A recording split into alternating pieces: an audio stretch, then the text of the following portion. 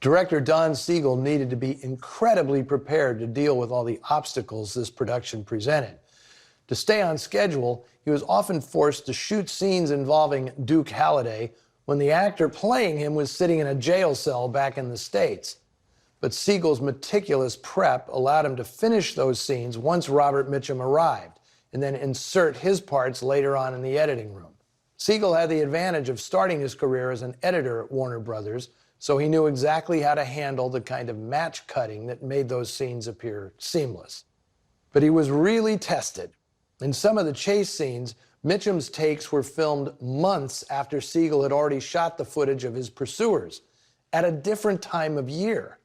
The brisk pace of these sequences wasn't only to make them more exciting, it was to hide the fact that in some shots in the forest or along the road, the trees are in full bloom, while in the reverse angles, they are completely barren. Sometimes the continuity problems were with Mitchum himself.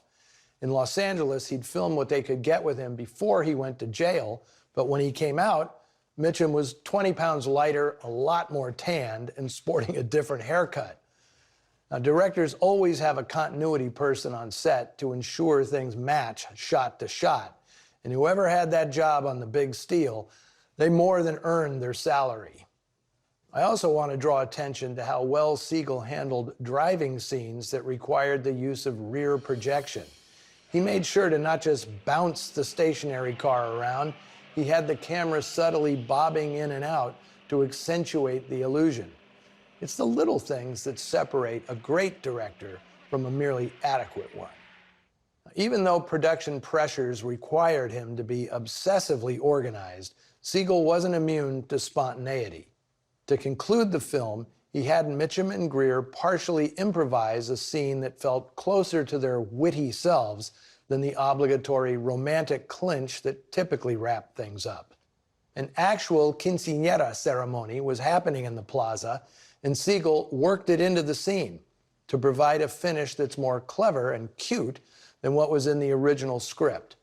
During filming, he'd noticed that his stars shared a warmth and conviviality that made them seem more like siblings than lovers. And that's how Jane described her relationship with Mitchum to me when I spent several months interviewing her for my book, Dark City Dames, which has just been reissued in a revised and expanded edition.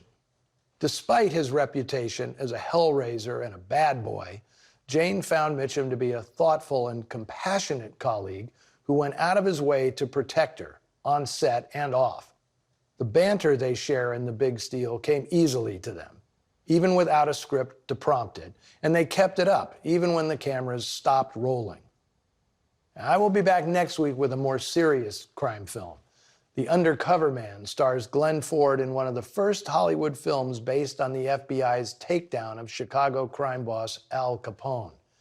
In the meantime, I think today's film pretty much requires a chaser, tequila being the obvious choice. So, until next time, see you in the shadows.